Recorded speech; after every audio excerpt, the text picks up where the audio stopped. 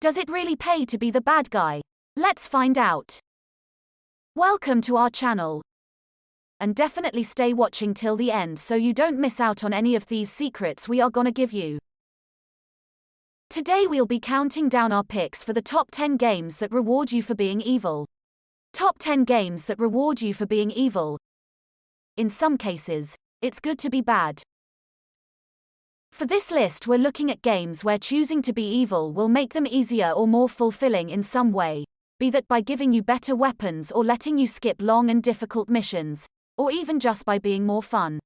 Number 10. Vampire 2018. While the entire premise of Vampire relies on Jonathan becoming a blood-sucking creature of the night, it's up to the player to decide exactly what kind of creature he becomes. Almost all the game's human NPCs are able to be killed and drained, sometimes having negative effects for a district and sometimes positive. But they'll always have positive effects for Jonathan in the form of enormous XP boosts.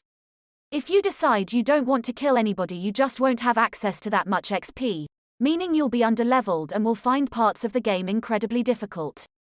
You'll still unlock the good ending, but was it worth the grueling grind? Number 9. Star Wars Knights of the Old Republic 2003. The Jedi may be cool and there aren't many kids out there who haven't dreamed of being Luke Skywalker or Obi-Wan Kenobi once upon a time, but when it really comes down to it, they're just kind of boring. With so many rules and codes, it becomes clear why some of them turn to the dark side, especially in Knights of the Old Republic. The game is simply way more fun if you choose to kill Darth Malak and take control of the Sith, killing everybody who gets in your way. Plus, Jedi can't shoot lightning. Number 8. Detroit Become Human 2018. You play through the android uprising from every angle, leader of the revolution Marcus, conflicted deviant Hunter Connor, and Kara, the normal android caught in the middle who just wants what's best for Alice. If you want to see all the different endings, you're going to have to do some bad things, like kill innocent people during riots or betray your own kind to cyberlife. In a game where the story is the core content and replayability is key, however, unlocking all the evil routes becomes its own reward, and you even unlock trophies for every choice you make, no matter how immoral those choices may be. Number 7.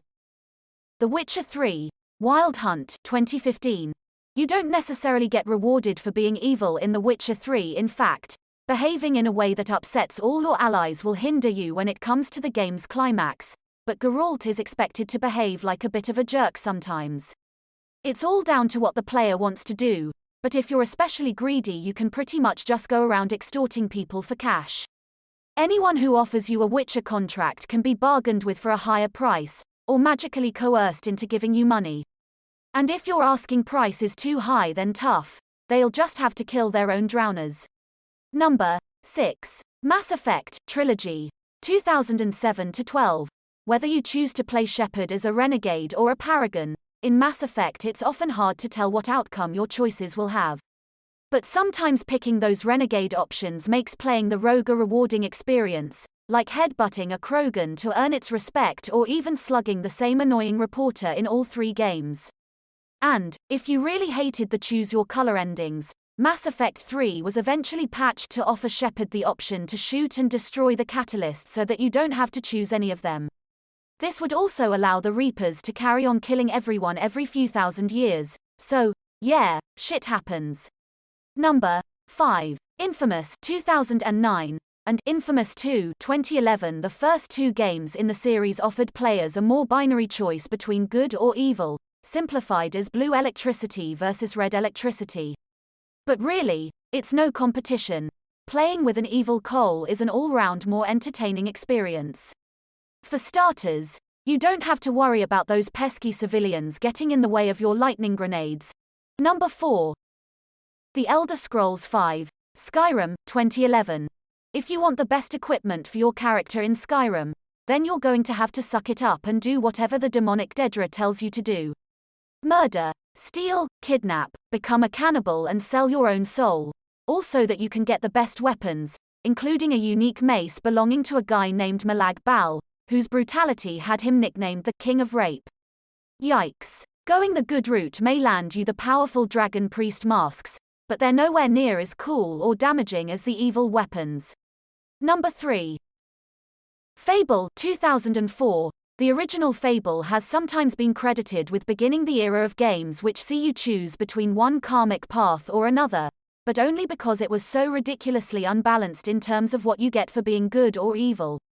It takes the idiom, good deeds are their own reward, far too literally, making the best weapons in the game only available to the more morally defunct players.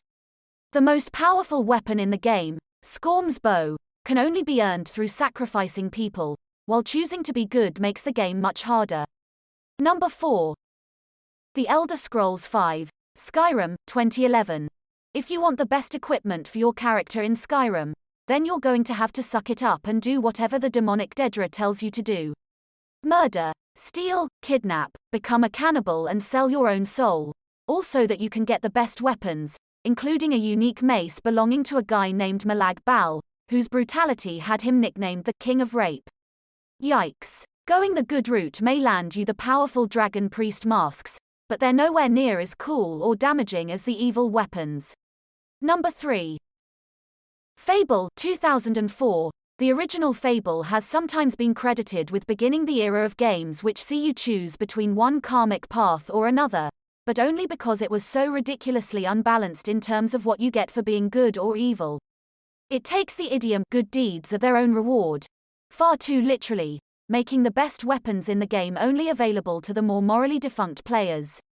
The most powerful weapon in the game, Skorm's bow, can only be earned through sacrificing people, while choosing to be good makes the game much harder. Number 2. BioShock 2007.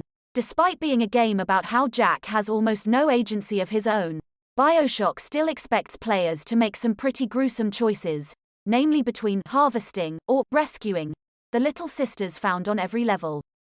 Rescuing them will see you get a small Adam bonus which is later supplemented via gifts left by sisters at Gatherer's Gardens, but if you harvest them, meaning, if you rip a sea slug out of their stomach and kill them in the process, then you get significantly more Adam without having to wait.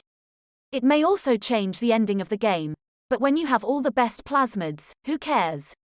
Number 1 in our list is definitely Fallout 3 Inches, 2008. Everything you do in Fallout 3 will gain you good karma or evil karma, but playing it evil is basically like taking the easy way out. Do you want to disarm the bomb at Megaton and live in a shack? Or rig it to blow so that you can join the Wastelands elite at Tenpenny Tower?